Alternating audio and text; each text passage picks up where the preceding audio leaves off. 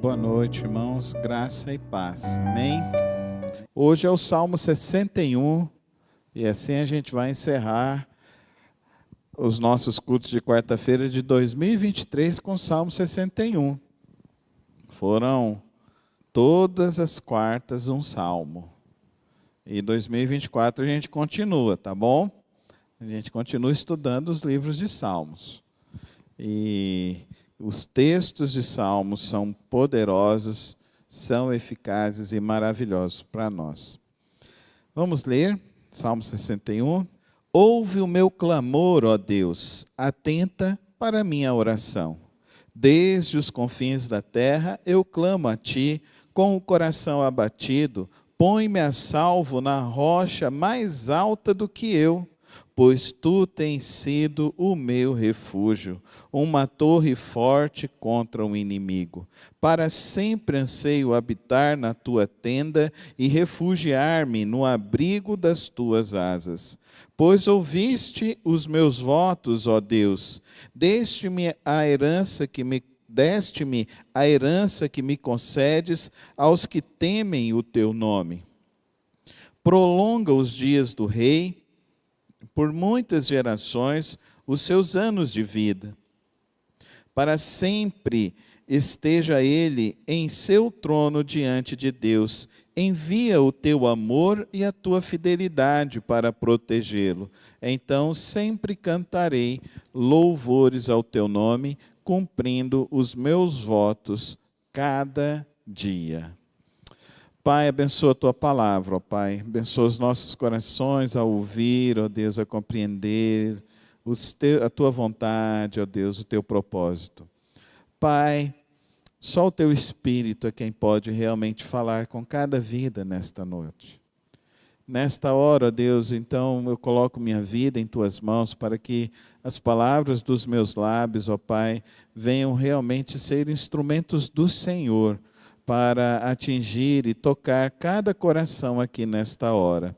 O Senhor que conhece a vida, o Senhor que sonda o nosso interior.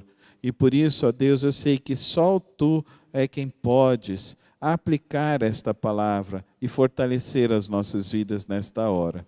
Por isso que eu rogo ao Senhor, abençoa esta palavra em nome de Jesus. Amém, amém e amém. Aonde você coloca a sua vida? É a nossa reflexão nesta noite. Aonde você colocou sua vida em 2023? Tem pessoas que colocam a sua vida em projetos, casamento, trabalhos, em tantas e tantas coisas. Aonde você coloca a sua vida? Aonde você tem colocado a sua vida? Onde você coloca a sua esperança? Onde você coloca a sua alegria? Onde você coloca a sua paz? Davi declara em alto e bom som, verso 3, pois Tu tens sido o meu refúgio, uma torre forte contra o inimigo. Então ele colocou a vida dele no refúgio seguro que é Deus. Fala comigo, Deus é o meu refúgio seguro. Fala comigo, Deus é o meu refúgio seguro. Ele é quem é o nosso refúgio. Davi, então, ele diz que ele colocou a vida dele em Deus. E por que Davi afirma isso? Davi afirma isso porque ele está enfrentando lutas e aflições. E quem de nós não passou por lutas e aflições? E quem de nós não atravessa momentos difíceis em nossas vidas?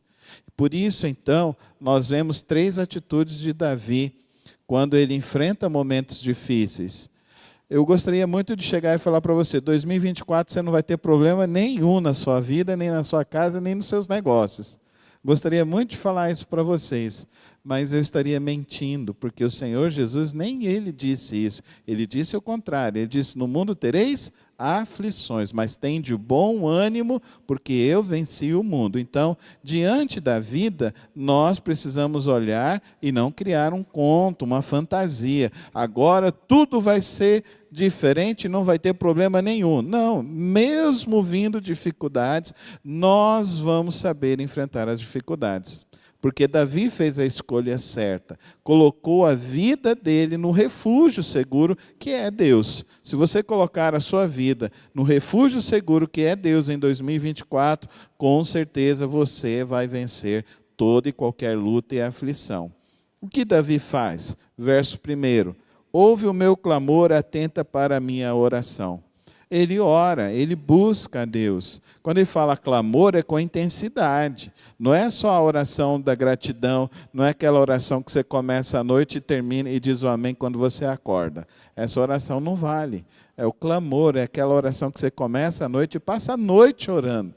Não sei se você já teve essa experiência, mas se você ainda não teve, você precisa buscar a Deus com mais intensidade. O Senhor Jesus fez isso no Getsêmani. Ele orou com tanta intensidade que ele chegou a brotar sangue como se fosse suor, de tanta intensidade que ele colocou naquele momento que ele estava enfrentando em sua vida. Ele orou só assim? Não, teve um monte da transfiguração. Jesus estava orando também e passando a noite em oração. E ali aconteceu um monte da transfiguração que ele viu e avistou e recebeu uma palavra de Deus. Perceba, no início do ministério de Jesus, Jesus se retirou e se pôs a orar 40 dias e 40 noites. E ele estava em oração, o inimigo veio tentá-lo. Então, nesses 3 momentos, nós vemos Jesus orando com intensidade. Nós vemos Jesus clamando a Deus. Nesse ano de 2023, você fez isso? Ah, mas eu não preciso. Se o próprio Jesus fez, você acha que você não precisa orar como ele orou? Se ele próprio orou, nós muito mais. Muito mais. Então, nesse ano, se você quer realmente e tem a Deus como seu refúgio, busque a Ele mais. Busque a Ele com oração, como Davi está dizendo. Ouve o meu clamor, ó Deus, atenta para a minha oração. Ele está orando, ele está confiando em Deus, ele está andando com o Senhor, ele está buscando a Deus com mais intensidade. A palavra clamor implica isso. Não é só uma mera oração, é algo mais intenso. É uma oração mais intensa, uma oração que ele se coloca mais diante do Senhor. E assim, então, ele fez. Então, queridos, nós precisamos aprender a orar em todos os momentos de nossas vidas e principalmente nos momentos de dificuldade.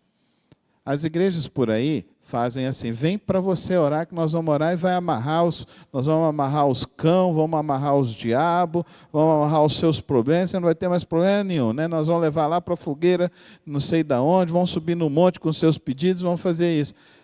Gente, não é isso que a Bíblia ensina. A Bíblia não está ensinando isso. Você não pode ser refém de ninguém. É você quem tem que orar. Amém? Se você quer ver milagres na sua vida, é você que tem que começar a orar. É você que tem que começar a buscar a Deus. Eu falei de Jesus, vamos falar agora do apóstolo Paulo. O apóstolo Paulo, ele estava pregando a noite toda em oração. E ali o que acontece? Um jovem dorme, o jovem cai da janela, o jovem morre, o apóstolo Paulo desce e aquele jovem é ressuscitado. Porque ele estava buscando a Deus com mais intensidade. Quer ver um outro momento do apóstolo Paulo? Ele estava preso com Lucas, e o que eles estão fazendo? Eles estão passando a madrugada toda, eles estão louvando a Deus lá na prisão. Eles foram presos injustamente, mas eles estão clamando, eles estão orando, eles estão buscando a Deus. O que acontece? Um terremoto, as correntes caem, eles são libertos naquela noite, porque eles estavam clamando, orando com mais intensidade diante de Deus. Mais um terceiro momento. Paulo estava dentro da igreja, junto com os irmãos, eles estavam orando, clamando a Deus, pedindo direção de Deus. E o que acontece? O Espírito Santo derrama sobre eles e fala: separa a mim, Barnabé e Paulo, para que eles sejam então missionários. E eles vão. Por isso que a gente tem um culto de quarta-feira, para a gente estar mais junto em oração. Amém, irmãos? A oração é o centro da vida cristã. A oração. Nós precisamos orar. Nós precisamos clamar. Nós precisamos buscar a Deus. Então é na oração que a gente vence as batalhas. É na oração que a gente vence os nossos pecados. É na oração que a gente vence, que a gente derruba as muralhas que se levantam contra nós. É na oração que a gente derruba os gigantes que se levantam. É na oração, é no clamor a Deus. Por isso, Davi, a primeira expressão que ele usa no Salmo 61 é essa: eu estou clamando e atende a minha oração, Senhor.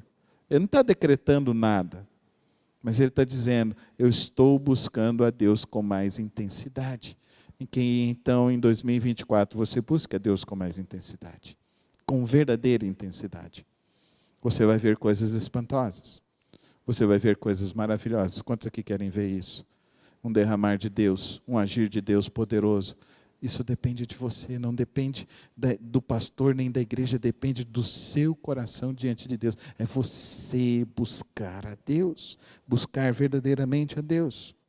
A segunda coisa que eu vejo nesse texto que é interessante, veja o verso 5, ele diz assim, pois ouviste os meus votos, ó Deus.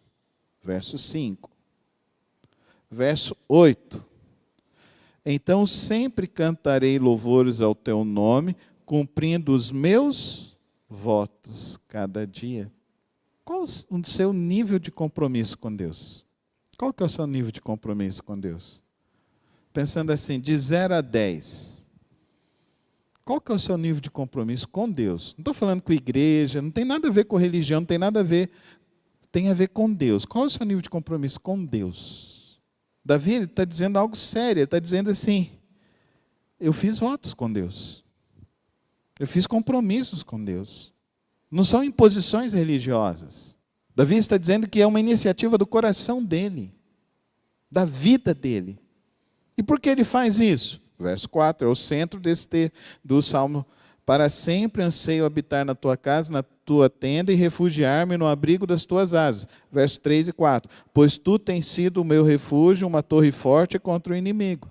É o centro desse salmo, do Salmo 61, que o coração dele se refugia em Deus. Então, ele sabe quem é Deus, ele sabe do poder de Deus, ele sabe do agir de Deus, ele sabe que Deus cuida dele, ele sabe que Deus protege ele sabe que em Deus ele pode se refugiar, e por isso ele faz votos, compromissos com Deus.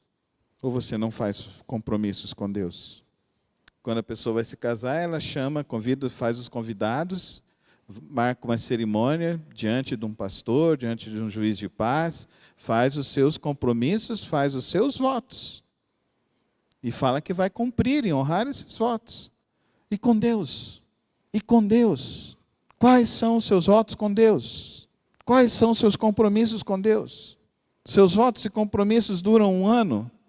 Duram 10 anos? Tem pessoas que falam que são cristãs, mas não honram em nada o nome do Senhor. A gente tem aquele cantinho ali de livros e livraria ali da igreja. Algumas pessoas chegam e falam, pastor, não tem ninguém cuidando? Eu falo, todos nós cuidamos. Lá tem a lista de preços, você vê o valor que você quer, você vai e paga. Pastor, como que é feito o controle? Não, o irmão faz o controle, fica tranquilo. Porque aqui é para ser diferente. Dá para você entender? Você é cristão, você tem um compromisso com Deus. E Deus não falha. O problema não é Deus, o problema é a gente que falha. Sabe quando você está lá no caixa, quando você usava cédula, né? Agora não vai acontecer muito mais isso, né? Mas lembra quando você dava o dinheiro e a pessoa, às vezes tinha um pouquinho de confusão para devolver o troco, devolvia um troco a mais? Aí você olhava para aquilo, o que você fazia? Você escondia o troco ou você devolvia? Eu sempre devolvi, porque esse é um compromisso que eu tenho com Deus. Esse é o nosso grande problema como igreja, como povo de Deus. Nós estamos vivendo uma época em que os crentes não honram seus compromissos com Deus, seus votos com Deus. Davi, no Salmo 61, ele está dizendo, pois ouviste os meus votos, pois vou cumprir os meus votos cada dia.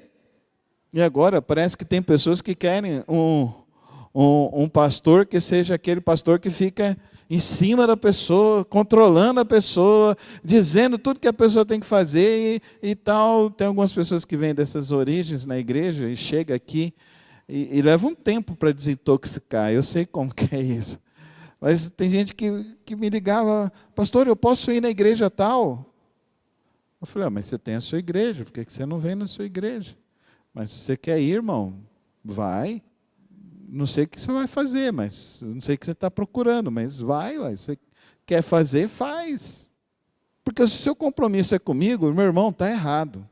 O seu compromisso não é com o pastor. O seu compromisso é com Deus. O seu compromisso é com o Senhor. E aí é a grande questão, quem é Deus, né? Quem é Deus para você? Davi entendeu que Deus era o refúgio, o local para ele se refugiar, o único refúgio para a vida e para a alma dele. E por isso, então, ele colocava a vida dele em Deus. E eu acho que essa falta de entendimento de quem é Deus e do que Deus faz prejudica muito a vida cristã de muitos e muitos crentes.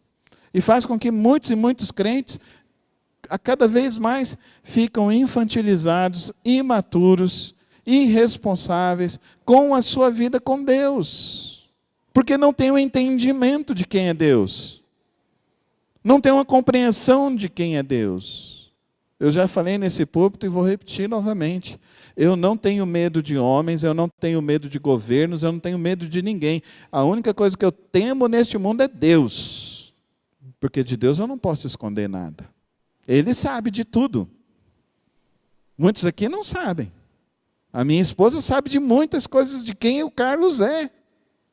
Mas ela não sabe de tudo, mas Deus sabe de tudo quem eu sou. E aí é a grande questão. E qual é o meu compromisso com Deus? Tem muitos crentes que têm um compromisso circunstancial, né? Se Deus me abençoar, então, eu vou honrar meu compromisso, né? Então eu vou cumprir meus votos com Deus. Se Deus fizer tal coisa, então eu vou cumprir os meus votos. Isso é religião. Você não conhece a Deus, você não conhece Jesus, você não tem uma experiência com o Espírito Santo de Deus. Isso é religião. Porque quando você olha para Deus e você entende quem é Deus, e você se refugia nele, e compreende que não há outro Deus neste mundo, neste universo, só há o Senhor. Então você tem que ter um compromisso muito grande com Ele. E o nosso desafio como cristãos é isso. Honrar os nossos votos, o nosso compromisso com Deus. Você honrou o seu compromisso com Deus em 2023? Quem inventou esse negócio da virada de ano é muito inteligente, porque agora muda, né? A gente muda. Parece que a gente vira uma chave assim agora, né? Então a gente pode agora, em 2024, fazer um compromisso muito maior e ter um compromisso muito maior e uma responsabilidade muito maior com Deus. Por último, o terceiro princípio que a gente aprende aqui com Davi é que a vida está em Deus. Fala comigo, a vida está em Deus. A vida está em Deus. Veja o verso 6 e 7. Que coisa fantástica esses dois versos. Eu poderia pregar aqui, acho que a noite inteira só nesses dois versos. Que eles são extremamente profundos. Prolonga os dias do rei por muitas gerações, os seus anos de vida. Para sempre esteja ele em seu trono diante de Deus. Envia o teu amor e a tua fidelidade para protegê-lo. Agora pensa comigo, Davi não é o rei? Davi não é o rei? Davi está pedindo para ele essa bênção? Entenda, a visão que Davi está tendo. E isso, queridos irmãos, é que se chama de fato revelação. A revelação que Davi tem é que ele está olhando para a vida dele e entendendo que o plano de Deus vai acontecer. E o plano de Deus é profundo, é verdadeiro, é maravilhoso. E aqui no verso 6 e verso 7, ele está falando de Jesus Cristo. Então ele está dizendo, prolonga os dias do rei, por muitas gerações os seus anos de vida, para sempre esteja ele em seu trono diante de Deus. Davi não está simplesmente falando dele próprio, ele está falando de Jesus. A descendência de Davi é Jesus, porque Jesus, ele viria para Davi. E aqui ele já olha e ele sabe então que ele pode se refugiar, ele pode descansar em Deus, e ele pode, mesmo olhando para as circunstâncias, não achando que as coisas vão se resolver na vida dele, na dinastia dele, mas no controle de Deus, nada vai mudar. Deus continuará sendo Deus até o fim da história. Olha que coisa maravilhosa, nesses 2 versos. Envia o teu amor, a tua fidelidade para protegê-lo. Lembram de Jesus? Vou voltar com Jesus lá no Getsemane. Ele fala, Pai, se possível, afasta de mim o teu cálice. Mas aí ele fala depois, mas não seja então, Pai, o que eu quero, mas sim o que tu queres. Não subverte Deus na sua vida espiritual, na sua vida com Deus. Não subverta Deus. Esse é um grande perigo da igreja. Esse é um grande perigo da religião. A gente subverter Deus. E a gente começa a olhar para o nosso querer e achar que o nosso querer é o querer de Deus. E a gente não se rende ao querer e à vontade de Deus. Davi cumpriu os votos dele? Não. Salmo 61 está aqui posicionado. Próximo do Salmo 51. Então aqui esse salmo... Os salmos não têm uma sequência cronológica na vida de Davi. Então não é uma sucessão de salmos como se fosse dentro da cronologia de Davi, da vida de Davi. Não, os salmos foram sendo escritos e depois eles foram sendo colocados dentro dessas nuances que eles são apresentados para nós nesses 4 livros dos salmos. O Salmo 61 ele está colocado aqui, dentro do segundo livro de Salmos, nos mostrando então justamente essas características tão emocionais e tão profundas das crises de Davi. Não só as crises de Davi, nós vimos semana passada a crise de Salomão. Então nós estamos aqui inseridos dentro de um ambiente dos Salmos que nos fala então dessa alma aflita, dessa alma que enfrenta dificuldades. Por isso que o verso 6 e o verso 7 tem que gerar em nós um clique, tem que abrir o nosso entendimento, porque Davi ele está colocando para a vida dele que o importante é Cristo, sem mesmo Cristo ter vindo. A centralidade é Cristo, o rei é Cristo, quem está sentado no trono é Cristo. Quem governa e rege é Cristo. Por isso que ele está dizendo isso. Que o trono dele vai durar para a eternidade. Vai durar para sempre. Eu queria então tirar pelo menos 2 implicações disso para mim e para você. A primeira delas, queridos, que tudo que a gente vai fazer nessa vida deve ser para a glória de Cristo. Tudo. Comece a fazer isso como na sua vida. Comece sempre a fazer essa pergunta, isso é para a glória de Deus? Ah, seu casamento vai melhorar. Sua vida vai melhorar. Isso é para a glória de Deus? Os seus relacionamentos vão melhorar. Porque quando você começa a pensar, se isso não é para a glória de Deus, então eu não devo nem fazer. Não devo nem comentar, não devo nem participar disso, porque agora só vai haver se é para a glória de Deus, se é para o reino de Deus. A segunda implicação, queridos, que isso traz para nós, é uma segurança tão grande. É uma segurança tão grande. Para de ficar sofrendo com o teu amanhã. Você acha que você... está difícil, pastor, você não sabe o que vai acontecer, como que está lá em casa. Você não sabe como é que está lá na minha também. Então, fique em paz. Estamos no mesmo barco. E nesse barco da vida, a gente enfrenta tempestades.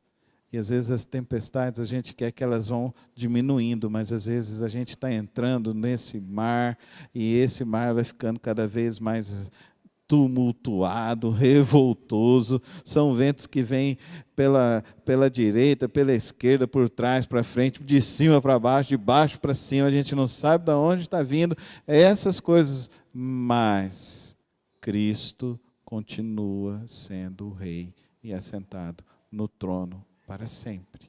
Isso é para trazer um alívio para a tua alma. Isso é para você aprender a se refugiar em Deus e descansar nele. Isso é para você fazer com que a tua alma experimente da paz que exceda todo entendimento. Isso é para fazer com que você compreenda quem é a tua rocha, quem é o teu refúgio e quem está contigo todos os dias. O Salmo 61 é um pequeno salmo com 8 versos, mas é um salmo profundo que nos desafia a refugiar a nossa vida em Deus. E o caminho para isso vem por uma vida de oração com mais intensidade e mais profundidade. Vem de você cumprir os seus votos, o seu compromisso para com Deus. E vem de você compreender a cada dia que o Rei do Universo é Jesus Cristo, e que ninguém pode tirar ele do trono, e que ele continua no trono e viverá para sempre e eternamente. Que em 2024,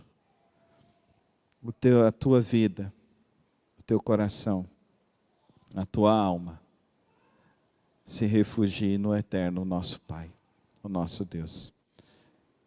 Que em 2024, mesmo no meio de um mar turbulento, você olha para o céu e perceba, Cristo está no trono e nada pode mudar isso. Amém? Que em 2024 o Senhor te abençoe e te guarde e que você descanse em Cristo todos os dias da sua vida. Observe bem, descanse em Cristo. Essa é a verdadeira paz desta vida, descansar em Cristo. Feche os teus olhos, vamos colocar esse desafio nas mãos do Senhor. Fique em pé comigo na presença dEle. Vamos colocar nossas vidas nesta hora nas mãos do nosso Senhor Jesus. Ó Deus eterno e querido e maravilhoso, viemos aqui nesta noite buscar a tua face. O Senhor que conhece cada coração, eu rogo nesta hora, ó Pai, que o Senhor abençoe, que o Senhor guarde, que, ó Deus, o teu Santo Espírito nos conduza a refugiar nossa alma, nossa vida, no teu coração, no teu trono, em ti, Senhor. E que, ó Deus, a nosso buscar seja cada vez mais profundo, o nosso viver seja cada vez mais para a tua glória. E que, ó Santo Deus, mesmo no meio das turbulências da vida, o Senhor sempre nos faça lembrar que o Senhor está no trono de todo o universo, controlando, cuidando e nos refugiando e nos protegendo com teu amor e a tua fidelidade. Por isso, Pai, nesta hora, eu rogo que o Senhor abençoe, que o Senhor guarde. Eu te louvo, ó Deus, por todos esse ano, ó Pai. E rogo, ó Deus, que esse ano de 2024 seja um ano de crescimento espiritual, de aprofundamento na tua palavra, na vida de oração, com experiências cada vez maiores para cada um aqui, ó Pai. Que o Senhor abençoe cada lar aqui representado, que o Senhor abençoe cada família, cada trabalho, cada projeto, cada sonho, que o Senhor derrame da tua graça, do teu poder e do teu favor, hoje e para sempre. Amém. Amém. Amém.